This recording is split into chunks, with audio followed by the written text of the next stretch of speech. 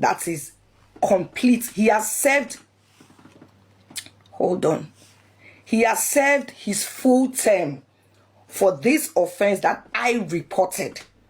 He has served his full term. 5 years concurrent, 5 times 8 months, which is the prison calendar, that's 40 months. From July 2022 to July 2025, that's 36 months. The remaining 4 months, August, September, October, November. So those of you remember he was sentenced on the 14th of July. So he has served his full term. Why am I saying this?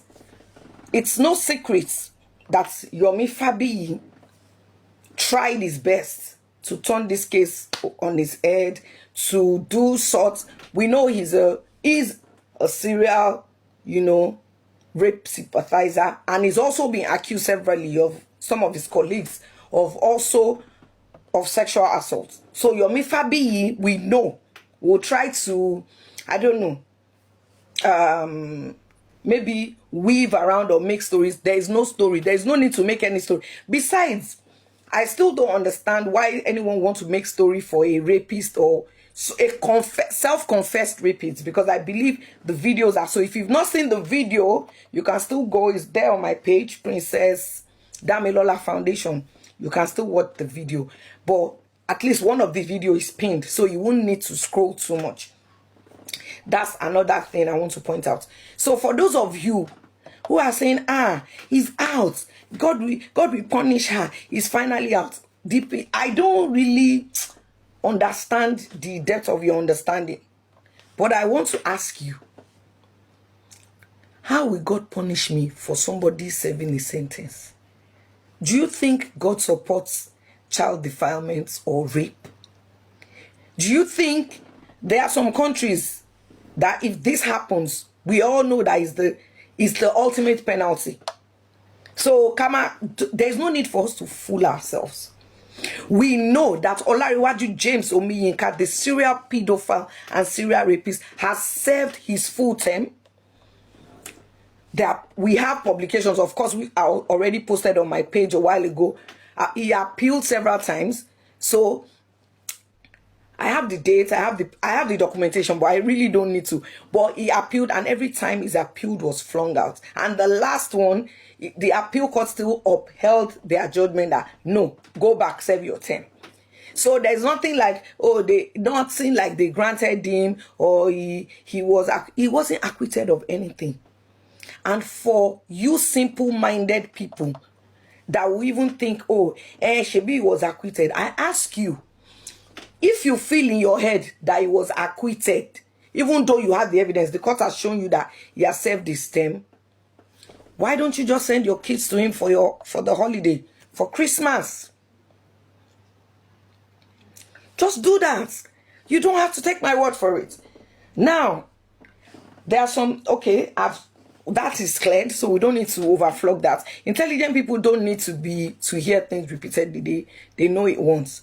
Now, ladies and gentlemen, I know during some of my videos, I talked about areas where Baba Ijesa lives, because we couldn't put the addresses out there, obviously for security reasons.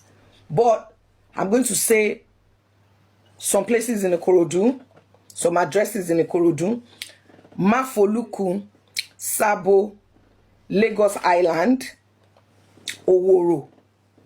Places everywhere Baba Ijesa has lived, because maximum he stays anywhere, even his own house that he built. When he commits a crime, when he assaults a child, he moves his stuff, he moves out of the house either in the middle of the night or very early in the morning without informing the landlord or tenants or agents. That's what he does. And I've spoken to his past victims where he has lived in those areas, but I feel it's not in my position to disclose those addresses, because some of you who have encountered him, or who your family members have encountered him, know those addresses. But if you still feel like, if you know those addresses and you want to put them under these comments, please feel free to do that. But Mafoluku, Ikorodu, a lot of places in Ikorodu, Lagos Island, Sabo, Oworo. So you have been warned. Emi temi, I have done my best. I have not kept anything, no matter how much it hurts me or hurt my family. I have not hoarded any information. Baba Ijesa, Olariwaju James Omiyinka, is now a convicted. Is a convicted. He's not.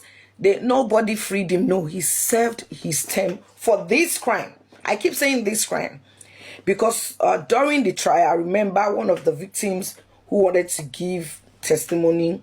She was threatened, so last minute, even though she came, she couldn't testify in open court.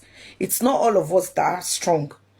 And for those who have had family members that have experienced any form of abuse, especially when it's sexual abuse of a minor, you will agree with me that survivors find it tough, especially being dragged through the media and all that. So you can't blame them.